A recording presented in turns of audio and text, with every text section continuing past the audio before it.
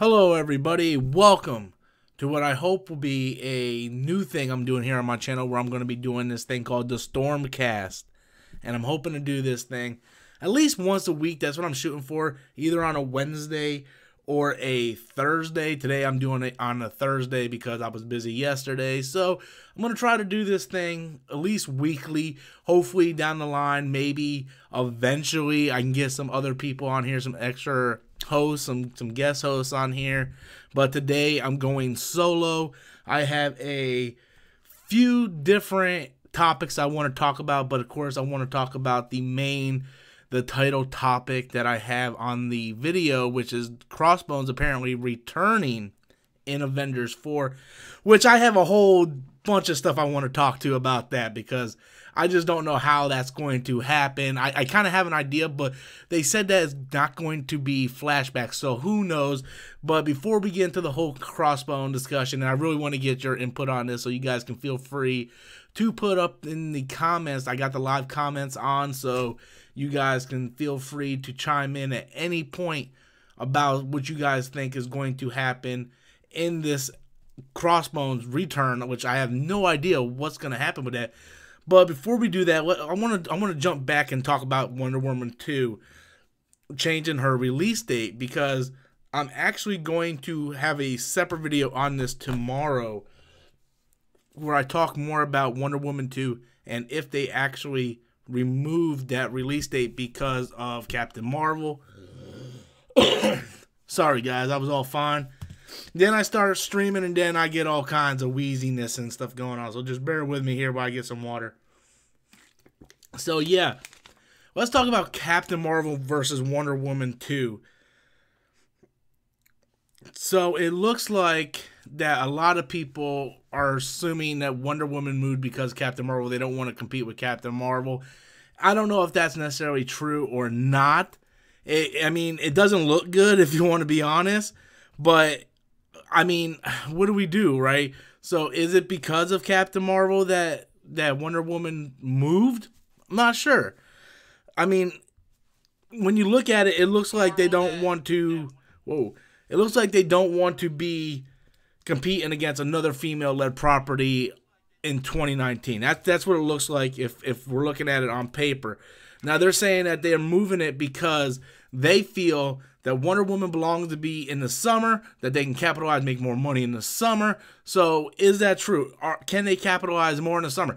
Look, they could probably capitalize in the summer, but let's not forget, guys, that Wonder Woman was first originally scheduled to be released in the summertime of 2019. Then they pushed it back to November of 2019.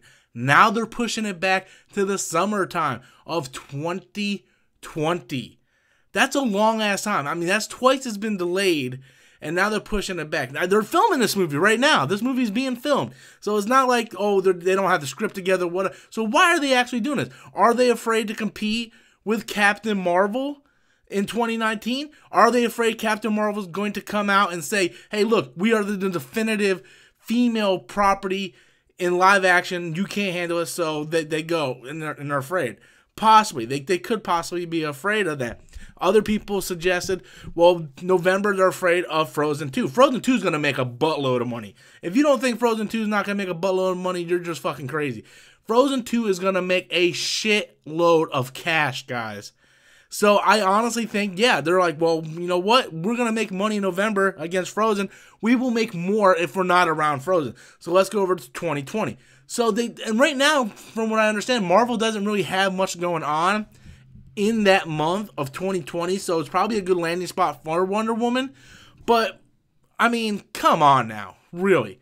But I really want to know what you guys think. I want to get your input on why you think WB has decided to move Wonder Woman all the way till 2020. I mean, just saying 2020, guys. It sounds so far away. I mean, this isn't a Star Wars movie where we get one every 3 to 4 years. This is a Wonder Woman sequel. At this point, it will be like 4 to 5 years since the previous Wonder Woman. And now you're doing the sequel, and it's like the movie's going to be done, and they're waiting to release it. I don't understand it. I think it's stupid. I don't know why they're doing it. It just goes to show you, again, the lack of leadership, people. That's what I talk about, the lack of leadership over at WB. These twinkle toe cocksuckers don't know what they're doing. They got a spin-off Joker movie coming out. They got... let's talk about that. Let's talk about this other theory going on about this woman by the name of Grace Randolph. You guys probably know who she is. She's coming up with this bullshit, stupid theory about possibly being a soft reboot that Flashpoint's going to take place within Wonder. That doesn't make no sense. It doesn't make no sense. I want everybody who believes in this theory to do me a favor. I want you to go out back, climb up a tree, and jump the fuck off. Because you guys are stupid. It doesn't make no sense. This movie's being taken place in 1984. The rest of the DCEU hasn't even been established yet. Clark Kent is probably still a little kid. So there's no way in hell there's going to be a Flashpoint being done within 1984. It doesn't make any sense. How could they work something out to maybe soft reboot something? But the people that are like, oh, they're going to introduce a new Superman or Batman. It's 1984, people. The DCEU right now is being in current timeline. So you're not going to go back 34 years and do a reboot / soft reboot. It doesn't make sense. It's stupid. People like Grace Randolph, who doesn't know shit about comics, comes on here, spills all this blue hot and nonsense, and people just eat that shit up like it's fucking dessert. It's like, oh yes, I would like to have some of that Grace Randolph cheesecake. Now look, everybody's entitled to their own opinions. I'm not going to bash anybody for their own opinions, but I will bash the idea. The idea of a Flashpoint being taken place within 1984 in the Wonder Woman's sequel is ludicrous. It's stupid. I'm sorry. What do you guys want me to tell you? To me, it's the dumbest, stupidest idea I have ever heard in my life. What are we going to do? Are we going to introduce the Flash in the beginning of the movie? He is then going to Flashpoint himself back to 1984. And what is he going to do? Is he going to kill a young baby Henry Cavill? What? I mean, Bruce Wayne is a much older Bruce Wayne within the Batman v Superman universe, so technically Bruce Wayne might be like a teenager in 1984. What's he gonna do? Take him out back and shoot him and then just reset the timeline? It doesn't make sense when you think about it. It's just the Flashpoint idea, this rumor, whatever's going on, just doesn't make sense. It's where you have these critics and these online personalities who don't understand the properties coming out, trying to spew all kinds of bullshit on their channel to try to get views, to try to get clicks, and people go out there and they eat it up. They eat it up. Guys, don't believe it. Don't believe it. There's not even any talked about Flashpoint. Right now, they are currently writing the script for the Flash movie, and the new directors coming in, the directors for Game Night, I believe, are coming in, and originally it was supposed to be Flashpoint. They changed it. It's not even going to be Flashpoint no more. So the Flash movie is not even going to be Flashpoint. So how the hell is Wonder Woman going to be Flashpoint? It doesn't make no sense. How's the Flash going to take place in Wonder Woman? Is it Wonder Woman point 1984? Guys, look, this is stupid. I could talk about this forever, but I want to get to the next topic, okay? We'll come back around to the DCEU in a little bit.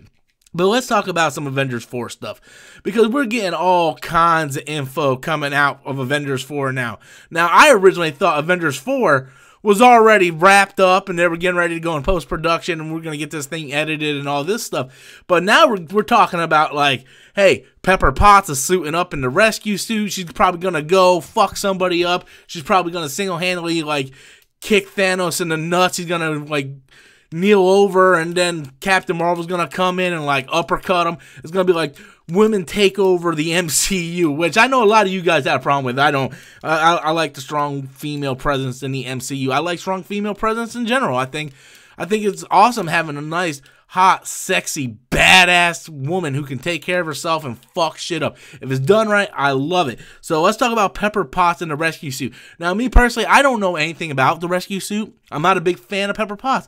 Not a big fan of the Iron Man comics. I like Iron Man in the MCU, but I don't like Iron Man in the comics. I never really liked his character. I always kind of saw him as a douchebag. He's kind of a douchebag in the movies too, let's be honest. But I never really cared too much about the character in the comics. And apparently during Invincible Iron Man, after the Dark Reign series, Pepper Potts, took over for Iron Man for a while. This is what I'm guessing. I don't know. I did not read the story arc. To be honest with you, I'm going to shoot straight. I don't really care about reading it, so I don't care. But there's gonna be a reason why she puts on that suit. She's gonna put that suit on for a reason, and whether or not the crew is trapped in the quantum realm, which I doubt, but maybe they use the quantum realm to go back in time travel. We know time travel is going to play a part of Avengers 4. Maybe she puts on the rescue suit to go back and save these bunch of jackasses. Like, look, you guys keep fucking shit up. Let a woman come in and show you how it's really done, you stupid idiots. And she's going to go back in time, save everybody. I don't know. Maybe she's the one that saves Tony off of Titan. Maybe she puts on the rescue suit. She finds out where Tony was last located. She goes and then saves Nebula and Tony, brings them back. Who knows? So there's a lot of different theories going on. I barely touched that topic in my video. When your videos are 2 to 3 minutes, you really don't have much time to talk about a lot of stuff. That's one reason why I wanted to do this podcast. So we can sit down, we all can talk and kind of come up with some theories of what's going to really happen in Avengers 4. And I also want to talk about this theory that Avengers 4 might have a time lapse, that this movie might actually take place like 2, 3, maybe possibly even 4 years after the events of Avengers 4, or Avengers Infinity War rather. Because a lot of people don't realize that they think Avengers Infinity War was a to-be-continued movie. Like, after the end of the movie, it was like to-be-continued. It's not a to-be-continued movie. It is a movie with a definitive ending. And that ending, whether you like it or not, Thanos kicks their ass and wins. And Thanos is like, I'm going to go farm for a little bit. I eliminated half of the world, half of the universe's population. I'm going to take a vacation break. I'm going to go do some farming. The rest of you guys can sort this shit out. And it might be where the rest of the universe is trying to figure out how to go on with life, and it's actually taking place 2 to 3 years. I heard like there's a rumor that Pepper Potts and Tony are married. They have a kid. So there's a lot of stuff going on. Right? Shuri could probably be the next Black Panther, but we know something's going to lead into the events where they try to go back and try to restart life the way it was. So this movie could possibly take place 2 to 3 years in the future. Because you think about it, each Avengers movie is like 2 years in between. So this movie could probably take 2 years between Infinity War and with Avengers 4. So that's possible. I like that idea. I think it's very relevant. I think it makes sense if they go that route. So I don't think they're automatically going to just pick up, like, because remember, originally it was called Infinity War Part 1 and Part 2. They canceled that. So like, we're not going to do Part 1 and Part 2. Part 1 is one movie. It's a definitive movie. It has a beginning, middle, and end. The end, the bad guy wins. You might not like that ending. Some people do like that ending. I personally do.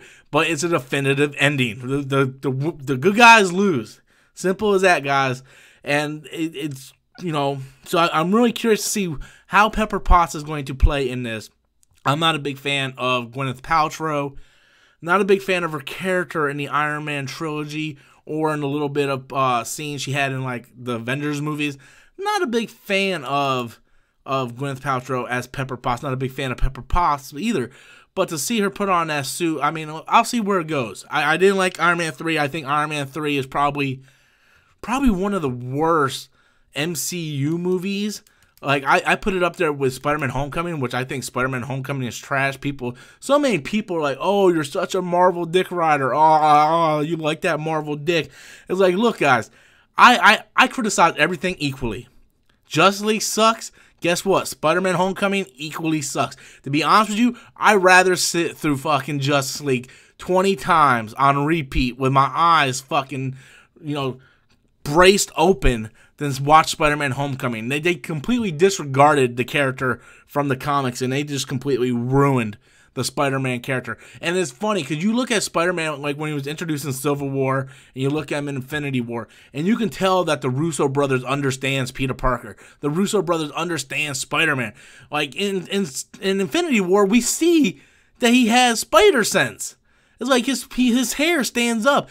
You know why? Because the Russo brothers understand Spider-Man. There were so many different writers on Spider-Man Homecoming. There were like so many chefs in the kitchen, and they just came out with like this gloopy shit of stew that just, you wouldn't feed it to a dog. That's how bad Spider-Man Homecoming was. Like, that movie was a mess. He was completely different than he was done in Civil War. The costume was the same, but that was it. But he was a completely different character. When you look at him in Civil War, it was a character that suffered tragedy. He might not have talked about Uncle Ben, but he mentioned it in not so many words when he was in his room with Tony Stark. And then we get to Spider-Man Homecoming, and it's complete opposite. To be honest with you, I am not looking forward to Far From Home. And I think these damn titles are stupid. Spider-Man Homecoming, Spider-Man Far From Home, Spider-Man Take Your Dog Around the Park and then come back home. It's like, Spider-Man fuck off home. Like, I don't care about Spider-Man Homecoming. So people automatically say, oh, well, you're just a DC hater. You hate on everything DC. That's not true. I hate stuff equally in the MCU, whether it be Inhumans, Spider-Man Homecoming, Iron Man 3, Thor, Dark World.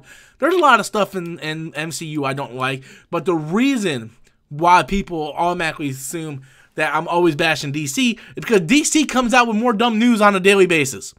It's like every day you turn on, like, did you guys see the first look of Bane in the Gotham show this season?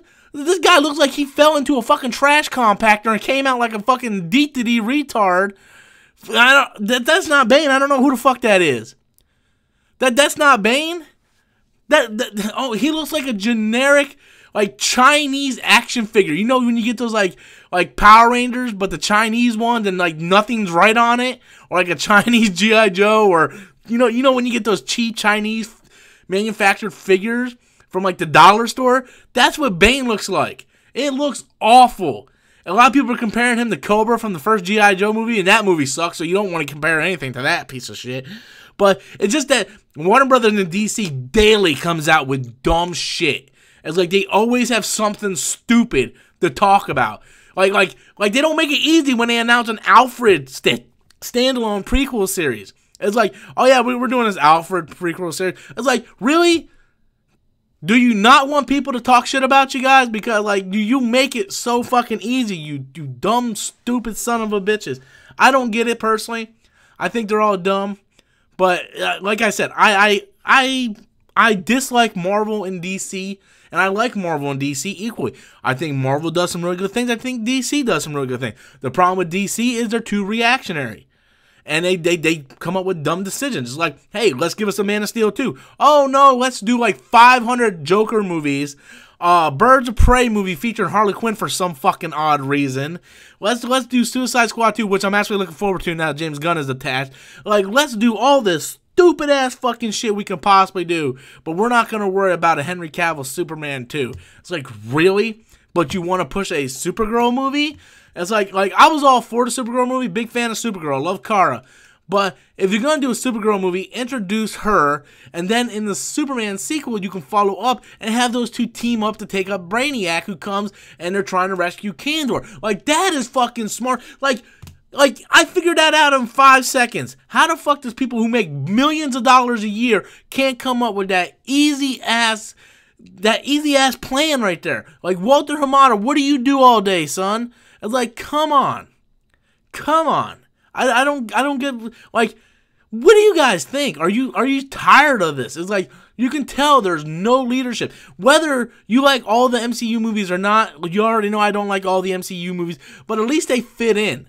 And you know that there's some kind of vision for it. As much as I don't like Iron Man 3, if it wasn't for Iron Man 3, we never would have got Age of Ultron. Because in Iron Man 3 is when Tony started experimenting with all these different Iron Man bots that was going around. And then in Avengers Age of Ultron, he created the AI. So even in sorry movies in the MCU, it still brings back ideas that will further, expand the universe. Where the DCEU is like, why are we having 500 Joker movies? How does that expand the universe? Other than the fact you guys are all horny on the Joker. Because you think that's what's going to make money. It just shows you the lack of leadership. So with that said, let's get on to the main topic of the podcast here. We're going to talk about Crossbones returning in Avengers 4. This is news that I just heard a few minutes ago. Was going to do a whole video on this. Don't know if I have enough material to talk about this in a whole video. But I already have my tomorrow video already done.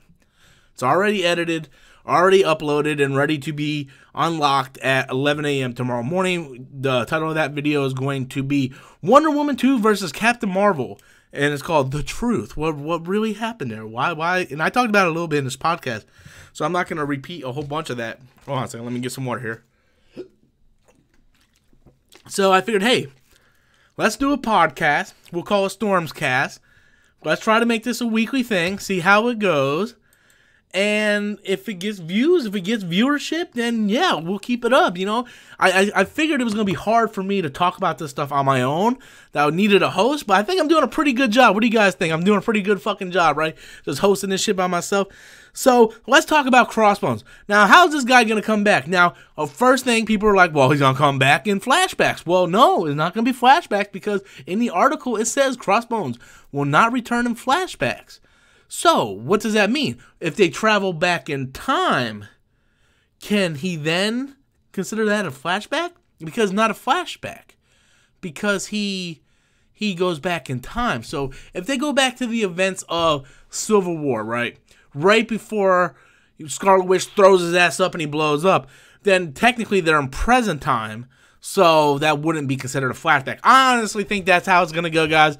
I think I think they're gonna go back in time. We're gonna relive events in the MCU. We're gonna go back to the Battle of New York. We're gonna probably go back to Ultron. We're probably gonna go back to Civil War right before Crossbones gets ready to blow up and all this stupid shit.